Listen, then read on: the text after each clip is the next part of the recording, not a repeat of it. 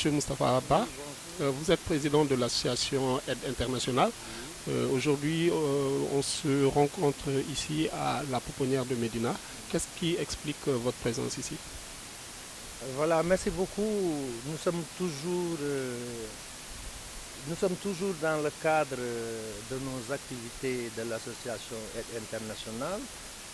L'objectif de cette association, c'est d'aider et de soutenir toute personne éprise de justice sociale et humanitaire.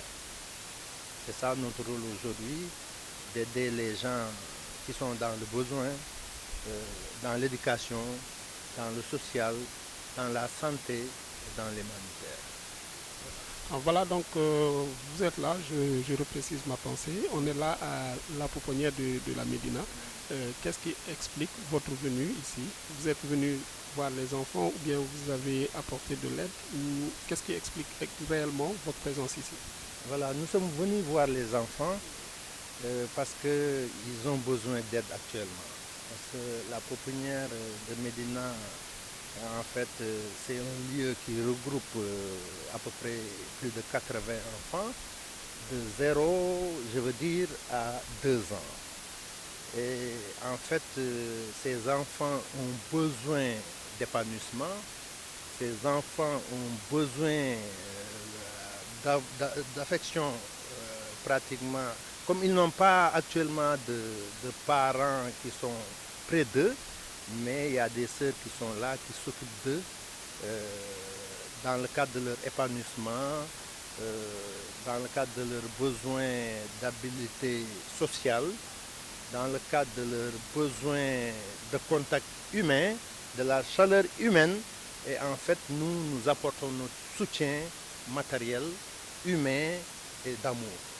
Voilà. Donc, comme j'ai l'habitude de le dire, la recherche est là, mais c'est le partage qui fait défaut. Je suppose qu'hormis ce lieu-là, vous avez eu à mener des activités aussi dans certains lieux. Est-ce que vous pouvez revenir sur ce que l'association a fait jusqu'ici? Oui, bon, en fait, De manière résumée. voilà, nous avons démarré presque depuis 2009.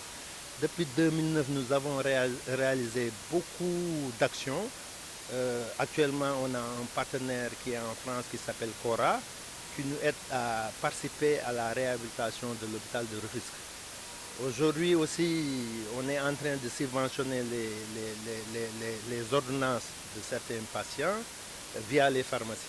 C'est-à-dire, en fait, on a mis des budgets dans certaines pharmacies dans la banlieue, parce que souvent, on sait que c'est un lieu où des endroits où les gens n'arrivent pas à joindre les deux bouts. On a pensé au moins les aider dans le cadre de la santé. Parce que souvent, moi j'ai remarqué, je suis allé dans plusieurs pharmacies, juste le patient il vient demander le prix des médicaments. Et on lui donne le prix, il rentre sans prendre de médicaments. Parce qu'il n'a pas suffisamment d'argent. Ou bien souvent il prend deux, il laisse les deux autres ou les trois autres, alors que les médicaments sont complémentaires. Donc on est en train de les aider dans ce sens. Les familles sans abri. Vous allez en ville aujourd'hui, à côté du centre culturel français, vous trouvez là-bas des familles qui dorment dehors la nuit. Surtout la période du froid, ils n'ont même pas de couverture, donc on assiste aussi ces familles-là.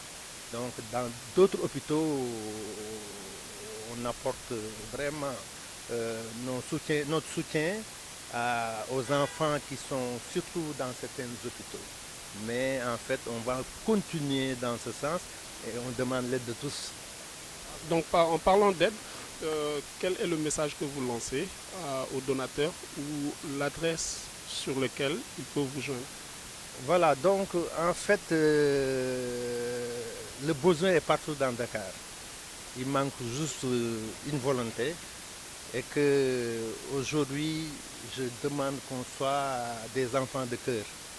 Et en fait, qu'on adopte vraiment un système de partage et que vraiment nous demandons le soutien de tout le monde. Le soutien de tout le monde. Parce que en fait, Partout dans Dakar, on trouve des gens qui sont dans la précarité. Donc en fait, nous sommes là et nous attendons tout le monde. Moi, nous avons un site internet aussi, www.aide.international. En fait, mon numéro, c'est le 77 637 61 61.